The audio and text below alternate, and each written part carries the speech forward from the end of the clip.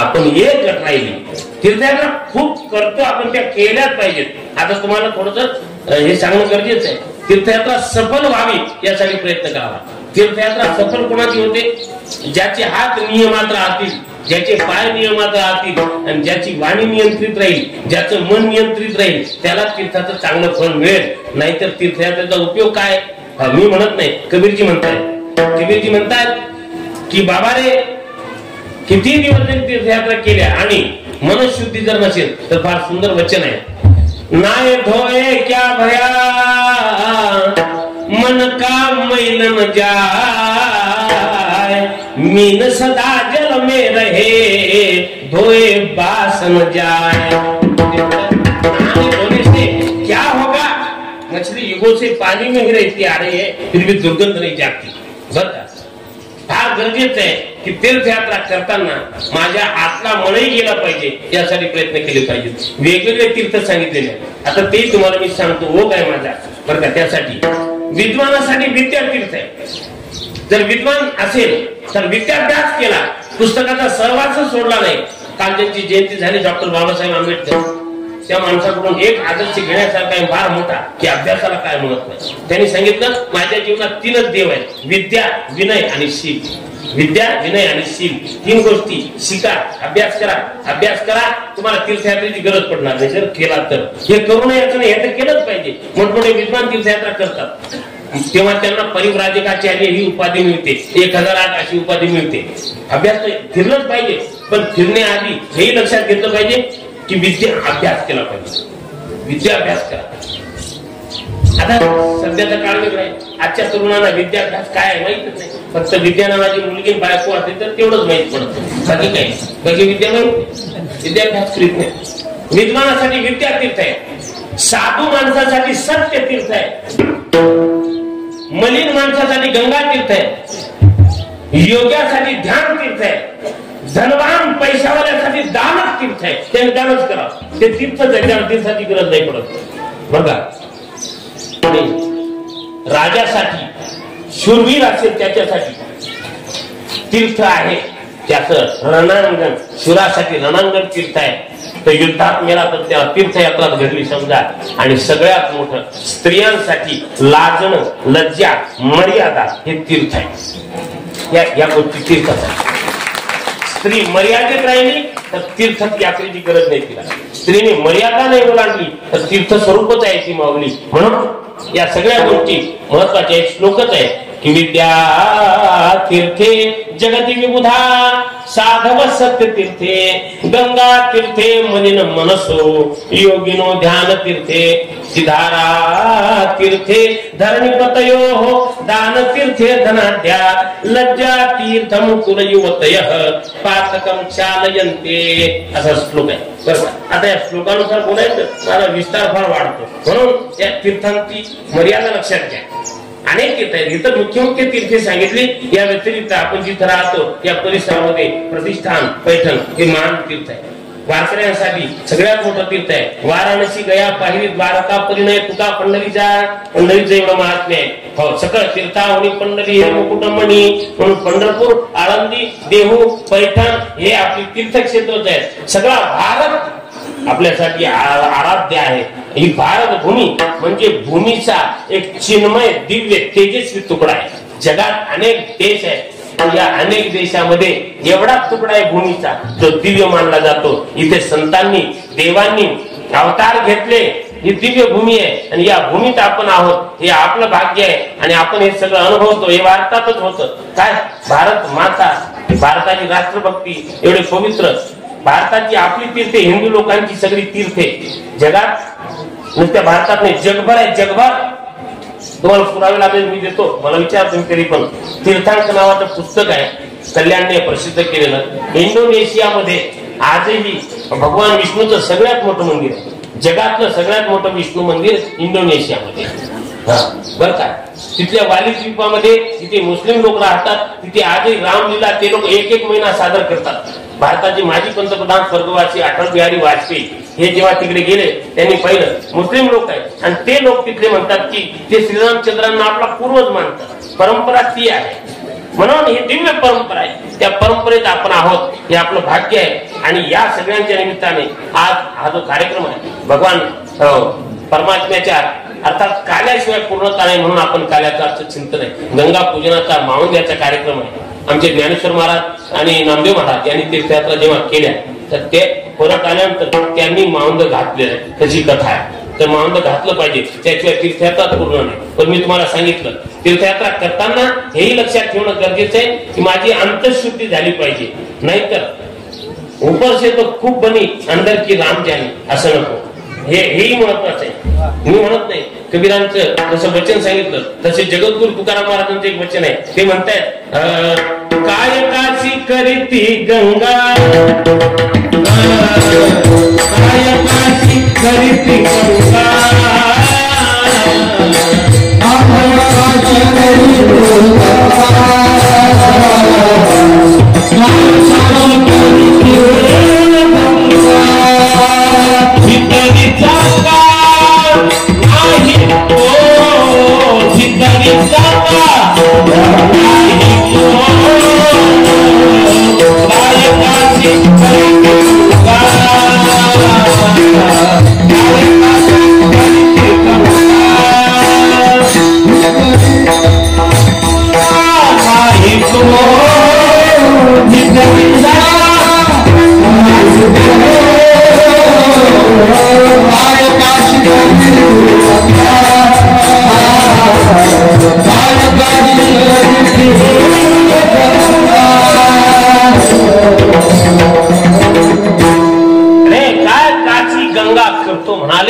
भीतरी चांगला आतूनही चांगले. आणि यात्रा करणारी मंडळी आतूनही चांगली आहे म्हणून या कार्यक्रम ठेवलाय. आतून चांगली नसलेली माणसं जाऊ द्या ना आपली झाली तीर्थयात्रा काय करायचं कशाला आनंद आनंद ते आनंद करून देव काय द्याला करायचं नाही ना तो कारण सांगतो. तमन्ना अगर साथ हो तो रास्ते निकल आते हैं और दिल में तमन्ना न हो तो फिर बहाने निकल आते हैं. थँक्यू.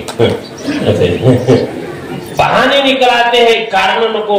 हे कारण नाही सांगितली करायचा तो एक तारीख टळली तरी पुन्हा ठेवलं याला म्हणतात प्रेम. आणि एक लक्षात घ्या की आपल्या कार्यक्रमाची सांगता काल्याने परमार्थाची पूर्णता ती काल्याने आणि जीवनाची पूर्णता ती काल्यानेच होते.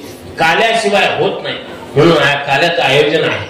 आता हा जो काला आहे का करतात आणि याचे नियम आहेत की काल्याच्या कीर्तनामध्ये आता एक तर इथे देवाची कथा होते आणि कथा म्हणजे तीर्थयात्राच असते. त्रिवेणी संगमात स्नान केल्याचं जे पुण्य आहे तेच पुण्य कथेत बसण्याचं आहे. कथा त्रिवेणी संगम देव भक्त आणि नाम तेथीचे उत्तम चरण रजवंदिता. तुम्ही इथे बसलात तर ही तीर्थयात्रा पुन्हा तुम्हाला घडते आहे. या सगळ्या सोबत तीर्थयात्रेचं पुण्य आपण अर्जित करतो सहज. मी म्हणत नाही संस्कृत श्लोक आहे की गंगा यमुना आणि सगळ्या पवित्र नद्या तिथे आहेत जिथे हरिकथा आहे. तत्रैव गंगा यमुना त्रिवेणी गोदावरी सिंधू सरस्वती च सर्वाणि तीर्थानि वसन्ति तत्र यत्राच्युतोदार कथा प्रसंगः. जिथे अच्युताच्या कथेचा प्रसंग आहे तिथे या सगळ्या नद्या सगळी पवित्र तीर्थे आपण येऊन राहतात. आणि भगवान श्रीकृष्णाचं चरित्र तारू भवसागरीचे उंच नीच अधिकारी. काल्याच्या कीर्तनामध्ये भगवान श्रीकृष्णाच्या चरित्राचा विचार करावा. तत्पूर्वी अभंगाचा विचार काला काय हे आधी समजणं गरजेचं आहे. काय या काल्याचा अर्थ? काला या शब्दाला 2-3 महत्वाचे अर्थ आहेत. एक काला आहे जो सत्कर्माचा काला आहे. सत्कर्माचा काला अर्थात सत्कर्म प्रसाद ज्याने मिळतो तो काला. दुसरा ज्याला वेदांतामध्ये जीव ब्रह्मैक्य काला म्हणतात तोही आहे. पण त्या सगळ्या बरोबर हरिनामाचा काला हाही काला आहे. काल्याचे 3 प्रकार आहेत. काल्यासाठी 3 प्रकारची भूमी आहे. काल्यासाठी 3 प्रकारचे देह आहे बर का. स्थूल देहासाठी जो काला आहे तो दही आणि लह्याचा काला आहे. त्याने पुष्टी मिळते. जीव ब्रह्मैक्य काला हा सूक्ष्म देहासाठी आहे त्याने शुद्धी होते बर का. आणि त्यानंतर हरिनामाचा काला तो कारण देहासाठी ज्याने पूर्णपणे अज्ञान निवृत्ती होते. जीव ब्रह्मैक्य आणि हरिनामाचा काला हा दोन्हीकडे तुम्ही वापरू शकता. मला माहित आहे एवढं जास्त खोलात गेल झोप येईल तुम्हाला म्हणून तिकडे जात नाही. कारण इकडे ही सवय आहे आमची त्याकरता तिकडे स्पर्श करावा लागतो पण काला काय याचे 2-3 हे अर्थ आहेत. अर्थ सांगताना एक ध्वनिजन्य अर्थ असतो, एक पदजन्य अर्थ असतो आणि एक क्रियाजन्य अर्थ असतो. याचा विचार करू. विठाल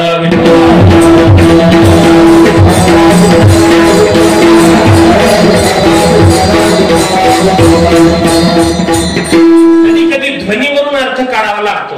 ध्वनीवरून अर्थ कसा काढतात? जसं तुम्ही एखाद्या गावामध्ये गेलात आणि गावात गेल्यानंतर त्या ठिकाणी तुम्हाला ऐकायला आलं की लक्ष्मी कौस्तुभ पारिजातक सुरा धन्वंतरी चंद्रमा असं ऐकायला आलं. तर हे आवाज ऐकला, ध्वनी ऐकला, हे ऐकून तुम्हाला काय लक्षात आलं? काय चाललंय तिथे? लग्न चाललेलं आहे. मृत्यू वगैरे झालेला आहे का? नाही, लग्न चाललेलं आहे. आणि एखाद्या घरी तुम्ही जातात समोरून आणि तिथे चाललेलं आहे. बरा माणूस होता हो, कसा काय गेला? या आवाजावरून काय लक्षात आलं? तिथे कोणीतरी गेलेला आहे. ध्वनीवरून कळतं. आणि आवाजावरून आपल्याला कुंडली एक वरदा हरी विठ्ठल ऐका काय चाललंय तिथं? इथं चाललेलं आहे. हे कशावरून कळलं? ध्वनीजन्य अर्थ म्हणतात. दुसरा अर्थ आहे महाराज क्रियाजन्य. क्रियाजन्य म्हणजे क्रियेवरून अर्थ काढणं. क्रिया काय त्याच्यावरून अर्थ. शाळेमध्ये तुम्ही म्हणजे लहान आता पोरं जेव्हा शाळा शिकतात, आपणही शिकत होतो तेव्हा असं होतं, बाहेर जर जायचं असेल तर गुरुजीकडे बोट दाखवण्यात पद्धत होती. गुरुजी सर ही क्रिया आहे. या क्रियेवरून गुरुजी लक्षात येते की मुलाला बाहेर जायचं लघुशंकेसाठी. क्रियेवरून समजून घ्यायचं. एखादा माणूस आपल्याला सप्ताह चालू कार्यक्रम चालू आहे, कार्याचं कीर्तन लांबलेलं आहे, तो महाराजाकडे पाहून महाराज समजून जायचं याला भूक लागलेली आहे. क्रियाजन्य अर्थ आहे. म्हणलं पण म्हणत नाही. हे खाऊन पिऊन बसलेले आहेत ते झालेले आहेत, आता कुठे जात नाहीत ते, म्हणून तारा म्हणून चाललेलं आहे. वा क्रियाजन्य. आणि अशी व्यवस्था पाहिजे. आधी जेवण म्हणजे जात नाही. काही काही ठिकाणी पंक्ती लोक थांबवतात कारण खाल्ले की निघून जातात. तिथं तसं नाही बरं का. हे वैशिष्ट्य आहे. आधी भोजन प्रसाद आणि तृप्त मनाने भोजन. पेट में अनाज नाही तो शृंगार की क्या पोटात अन्न नाही ते बसले असते का? तोंडात ते पडलेले तेव्हा लक्षात आलं असतं. आणि मग एकमेकांना तसं काही नाही. क्रियाजन्य अर्थ आणि एक आहे पदजन्य अर्थ. पदाचे अर्थ भिन्न भिन्न होतात. तर ते काला जे पद आहे याचे अर्थ फार सुंदर आहे. हा जो सत्कर्मरूपी काल आहे, काल्यातून हे एक सत्कर्म आहे. काल्यातून जीव ब्रह्मेचे ज्ञान होतं हो, म्हणून तोही काला आहे. आणि त्याबरोबर हरिनामाचा काला हा एक सगळ्यांसाठी असलेला काला आहे. आणि हाच काला खाण्यासाठी आम्ही इथं येऊ. महाराज पहिल्या चरणासाठी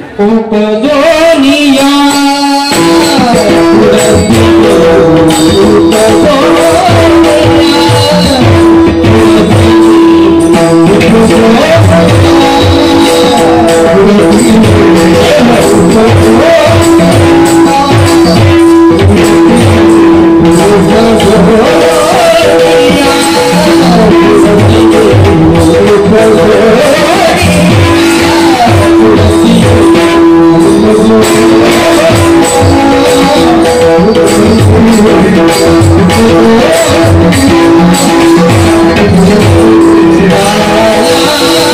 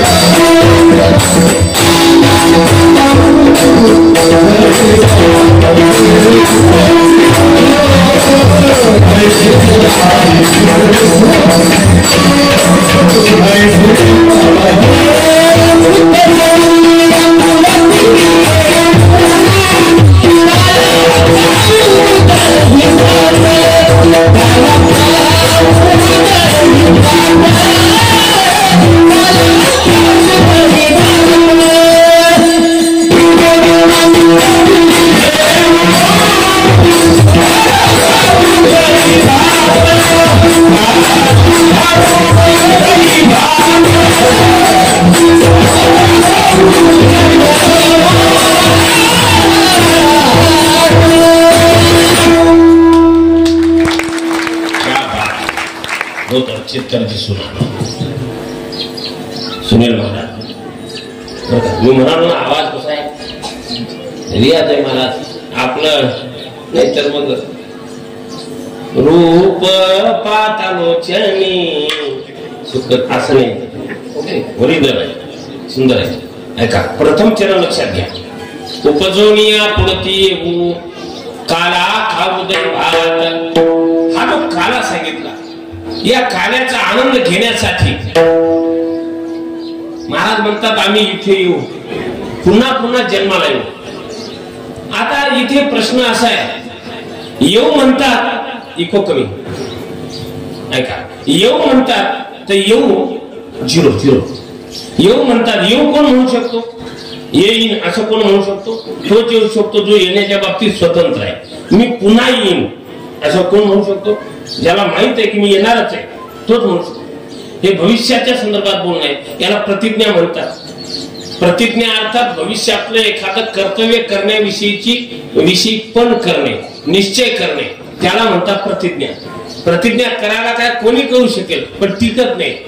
एक माणूस पंढरपुरात बळजबरीने आग्रहाने नेलं, त्याला गेला, पण तिथं गेल्यानंतर त्याला त्रस्त झाला. जरा तो पहिल्यांदाच गेला होता, स्नानाला गेला, तर तिथे लगेच हजर झाले ब्राह्मण. हा चला संकल्प करा, काहीतरी संकल्प करा. कसा बसा निसटला, कुंडलिकरायाच्या दर्शनात गेला, तिथले ब्राह्मणाने धरलं, दक्षिणा टाका दक्षिणा, सोडत नाही ते. आणि बरीच माणसं ह्या पंडित लोकांच्या मुळे तिकडे जायला भितात. ही वस्तुस्थिती आहे महाराज, त्याचा बाजार करून टाकलाय. त्यामुळं दुसरं पुढे जा, मंदिरात गेले धरली असं नव्हतं. आता तसं नाही, आता जरा व्यवस्थित आहे, पण असं झाल्यामुळं तो कंटाळला. तुम्हाला हे काय देवदेव करायला आलो, हे काय लागलं मला. परत जाण्याआधी एकदा स्नान करा म्हणून स्नानाला गेला, तर पुन्हा तेच पंडित हजर. मग करा संकल्प करा, काहीतरी संकल्प सोडा आणि द्या दान. त्याने सांगितलं हा मी संकल्प करतो. म्हणले काय संकल्प आहे, मी पुन्हा पंढरपुरात येणार नाही असा माझा संकल्प आहे. या संकल्पाला काही अर्थ आहे का असे सांगा. ही प्रतिज्ञा उपयोगाची नाही. प्रतिज्ञा मी आवाळा हात लावणार नाही, काय प्रतिज्ञा, अशी प्रतिज्ञा करून चालत नाही बरं का. प्रतिज्ञा रास्त करावी. महाराज जे म्हणतात की आम्ही पुन्हा येऊ, प्रतिज्ञा जमते का अशी करायला. तुम्ही येणार आहे कशावरून, हे कशासाठी बोलतायत. आणि अधिकार त्याला स्वातंत्र्य लागतं, नियम आहे. जो इथे येतो तो कर्माच्या अधीन होऊन येतो. कर्माशिवाय माणसाला जन्म नाही. कर्म आहे, याच्यामध्ये 2-3 कारण आहेत, पण कर्म माऊली ज्ञानोबरायांनी म्हटलेलं आहे. अगा कर्मी जे उरावे तैतीही सुखदुःखी फळावे, तया ते भोगावया यावे देहा एका. कर्म भोगण्यासाठी इथे यावं लागतं. हा एक भाग. जसं वचन आहे, केले कर्म झाले, केले कर्म झाले, केले कर्म झाले, केले कर्म झाले, त्याची भोगाले, केले कर्म झाले, त्याची भोगाले, भोगले मिळायची आधी मुक्ती, आधी मुक्ती जाता, आधी मुक्ती जाता, आधी मुक्ती जाता. केले कर्म झाले, त्याची भोग आले. कर्मानुसार या ठिकाणी यावं लागतं. कर्म मागचं उरलेलं असेल तर जन्माला यावं लागतं.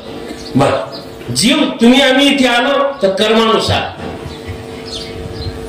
इथे देव येतो, तो स्वतंत्र आहे, सर्वतंत्र आहे, पण तो येत नाही, त्याला आणावं लागतं. देवाला आणावं लागतं. तशी वचनही आहे, तशी प्रमाण आहे की आणि येला रूप